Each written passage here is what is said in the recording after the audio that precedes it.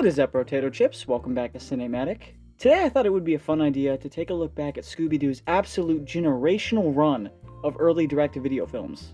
I'm talking On Zombie Island, The Witch's Ghost, Alien Invaders, and Cyberchase. Hall of Famers, in my opinion.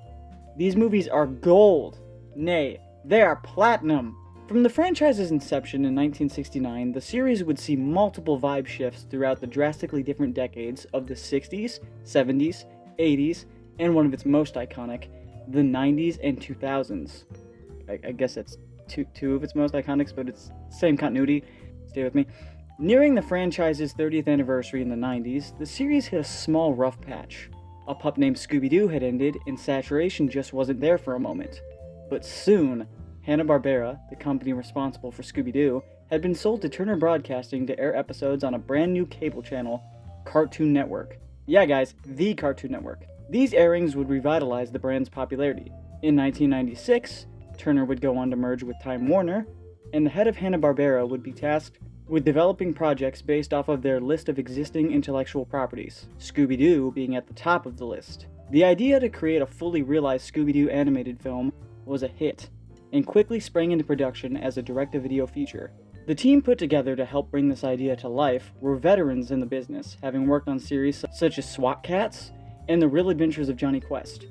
And the screenwriter for the film, Glenn Leopold, was a veteran within his own right, being with the Scooby-Doo franchise since 1979's Scooby-Doo and Scrappy-Doo. The film's director, Jim Stenstrom, had worked with the brand in the past upon projects such as 1983's The New Scooby-Doo Show. With all of this talent, the team still wasn't entirely certain of the future, treating this dark, more realistic horror approach as a one-off experiment. But little did they know that they'd be catching lightning in a bottle. The studio behind the animation had two different branches, an overseas department in Japan and the American team. The American team would give the gang a fresh overhaul, a revamp of new outfits, while the overseas department would handle the animating. Davis Doy, the head of Hanna-Barbera, as well as the film's screenwriter, developed the story itself actually being derived from an unproduced episode of SWAT Kats titled The Curse of Cat Luna. Stenstrom and Doy also would go on to suggest, and eventually win, that the monsters within the film would be real instead of the typical men in masks. This film would also kickstart the tradition of having a well-known band or singer do a cover of Scooby-Doo's iconic opening, Where Are You? Where are you? Not that one. This time performed by Third Eye Blind. All of these choices led to the golden ratio of cinema, the best of the best Scooby-Doo films created, Scooby-Doo on Zombie Island.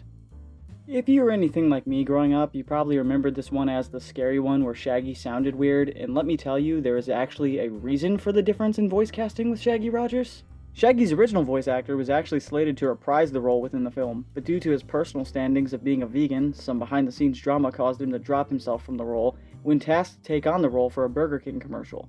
This led to the Shaggy voice shift. Billy West, which is honestly quite iconic for these short run of films, and helps even further to differentiate their vibes in my opinion. Actually, the whole gang would see recasts, other than our tentpole voice actor Frank Welker as Fred Jones.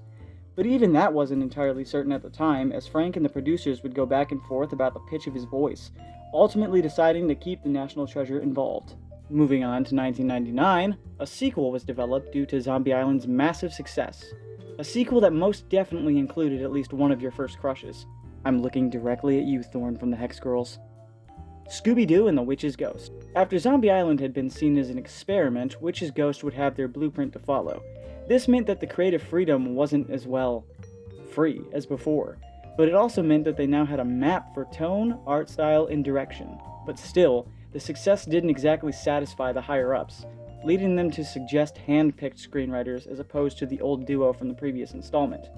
This insulted the Scooby-Doo team heavily, so much so that they rewrote the provided script's ending to be more in line with its predecessor. The higher-ups wanted the story to be toned down and for the witch's ghost to be fake, less scary, but Davis Doy and Glenn Leopold essentially said, "We know what we're doing here," and made the ghost in fact real.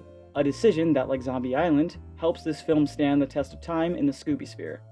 The music for this film would have even more of a stylized soundtrack than its prequel, this time featuring a fictional band known as the Hex Girls, who I'm sure you know of even if you somehow haven't heard their music before. I mean, they are iconic goth baddies, but anyway, that's besides the point. The movie would also feature another big name singing Scooby-Doo Where Are You, this time trading in Third Eye Blind for then country performer Billy Ray Cyrus, hot off of his success from Achy Breaky Heart, even if it was 7 years later. Moving on to the third installment in this home run quartet, we have 2000's Scooby-Doo and the Alien Invaders. At this point in time, Scooby-Doo is now considered a franchise that would sell no matter what they did, and the executives decided to back down for a bit this round and let the talented team of Scooby creatives do their thing. The production was basically smooth sailing this time around, the polar opposite of what had happened behind the scenes with The Witch's Ghost. Davis Joy would return to write the script, this time with help from Lance Falk and Glenn Leopold returning in a smaller capacity. You may remember this one as the film where Shaggy dates a hippie alien baddie, and honestly, I understand that. Also this time we would hear actress Jennifer Love Hewitt perform the iconic Scooby-Doo theme song, which may confuse some, but in the 90s she was not only a big name in acting, but in Japan she was actually quite the successful pop star, while obviously still charting some in the US. Another reason this film stands out is, it would be the final Scooby film to be done fully with cel-shaded animation. Now for the final installment in what many Scooby fans consider to be its own little continuity, we have 2001's Scooby-Doo and the Cyberchase, and you may remember this one as the one with a monster who loved baseball, or honestly as the one that Cartoon Network never stopped playing. But one thing is for sure, this one is wildly original. It's also the first Scooby-Doo film to feature the iconic Grey Delisle as Daphne Blake. This film is also the final for the original team of creatives that worked on the previous 3 installments. Cyberchase's production would be a lot more bumpy and similar to that of The Witch's Ghost than it would be to Zombie Island or Alien Invaders, as executives would suggest a writer with barely any experience in the field of animation, leaving the crew to feel yet again insulted by their so-called higher-ups. The writer that the executives had hired wrote a script for the team, and the team referred to it as a regression in terms of the franchise's potential, particularly criticizing its pacing and plot. It was also seen as poorly formatted for the animation industry, for example including many confusing and impossible camera shots and locations for the world of animation.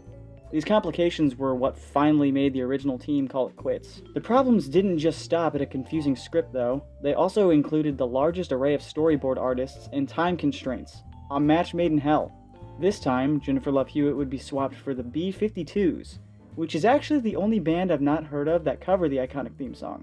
But the version sticks out nonetheless with its robotic, programmed feel. Although the production was a nightmare, the final product would still be an amazing creation. And that, folks, to quote the Looney Tunes I guess, was the history of the absolute generational run of the early Scooby-Doo direct-to-video films. Now, this video isn't in any way to diss the rest of the catalog. Some of the later films are actually quite enjoyable, but none will ever beat the first core 4. Even if I do personally consider Legend of the Vampire as within the same canon, I mean, come on, it literally has Shaggy playing a game very similar to the one shown in Cyberchase, and even includes Bay, I mean the Hex Girls. Well, what are your guys' thoughts on these Scooby-Doo films? What do you think of the franchise as a whole? And while we're at it, where exactly has our favorite dog gone off to in recent times? Feels like it's been a bit. If you enjoyed this video, please don't forget to hit that like and subscribe button, as it really does help out the channel, and more videos like this will be headed your way. And as always, thank you for watching ciNATEmatic.